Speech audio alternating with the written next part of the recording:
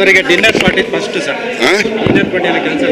Dinner party cancel ಎಲ್ಲಿ ಆಗಿದೆ ಯಾರು ಹೇಳಿದವರು ಮುಂದೂಡಿದೀವಿ ಅಷ್ಟೇ. ಕ್ಯಾನ್ಸಲ್ ಈಗ ಪತ್ರಿಕೆ ಪ್ರಕಟಣೆ ಸನ್ಮಾನ್ಯ ಪರಮೇಶ್ವರ್ ಕೊಟ್ಟಿದ್ದಾರೆ. ಏನು ಹೇಳಿದ್ದಾರೆ? ಕೇಂದ್ರದ ಕಾಂಗ್ರೆಸ್ ಹೈಕಮಾಂಡ್ ಅವರು ಅದನ್ನು ಗೊಂದಲ ಈಗಾಗಲೇ ಮೊನ್ನೆ ಆಗಿರೋ ಡಿನ್ನರ್ ಇದ್ರ ಬಗ್ಗೆ ನಡೀತಾ ಇದೆ. ಆ ಗೊಂದಲದ ಜೊತೆಲಿ ಇನ್ನೊಂದು ಗೊಂದಲ ಪ್ರಾರಂಭ ಆಗೋದು ಬೇಡ, ಅದನ್ನು ನೀವು ಮುಂದೂಡಬೇಕು ಅಂತ ಹೇಳಿದ್ರು. ಅದರಿಂದ ಮುಂದೂಡಿದ್ದಾರೆ ಅಷ್ಟೇ.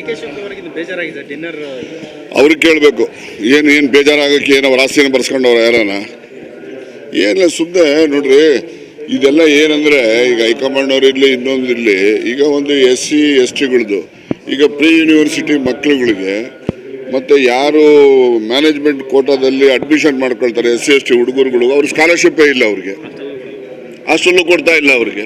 ಮತ್ತು ಇಂಥ ಸಮಸ್ಯೆಗಳನ್ನ ನಾವೆಲ್ಲ ಚರ್ಚೆ ಮಾಡೋಕ್ಕೆ ಅಂತ ಮೀಟಿಂಗ್ ಕರೆದ್ರೆ ಇವ್ರು ನೀವು ಮಾಡಬೇಡಿ ಅಂತ ಅಂದರೆ ಏನು ಇವರೆಲ್ಲ SC ST ವಿರೋಧಿಗಳ ಇವರೆಲ್ಲ? ಅವೆಲ್ಲ ಭಾಳ ದಿವಸ ನಡೆಯೋದಿಲ್ಲ.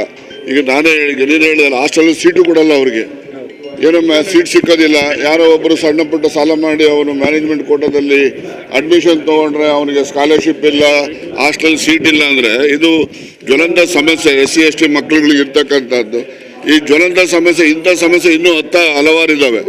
ಇಂಥ ಸಮಸ್ಯೆಗಳನ್ನು ನಾವು ಚರ್ಚೆ ಮಾಡಬೇಕು ಅಂತ ಹೇಳಿ ಒಂದು ಸಭೆ ಕರೆದ್ರೆ ಅದಕ್ಕೆ ರಾಜಕೀಯದ ಲೇಪನ ಕೊಟ್ಬಿಟ್ಟು ನೀವು ಮಾಡಬೇಡಿ ಮುಟ್ಟಬೇಡಿ ಅಂತೆಲ್ಲ ಹೇಳ್ತಕ್ಕಂಥದ್ದು ಇದು SC ST ಸಮಾಜಕ್ಕೆ ಮಾಡುವಂಥ ಅನ್ಯಾಯ. ಇದು ಯಾರು ಮಾಡಿದಾರೋ ಅವ್ರೆಲ್ಲರಿಗೂ ಅನ್ವಯ. ಇದು ಮುಂದೂಡಿಕೆ ರೀ, ನನ್ನ ಪ್ರಕಾರ ಮುಂದೂಡಿಕೆ.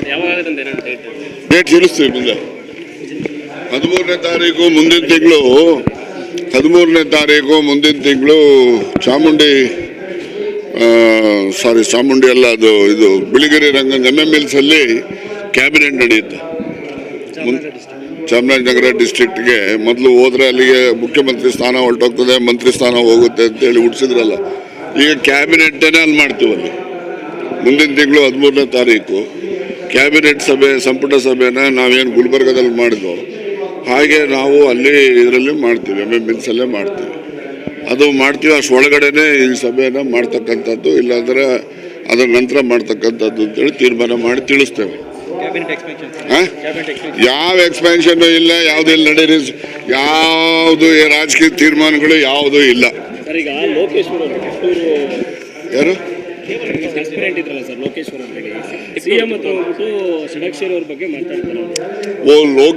Retired police officer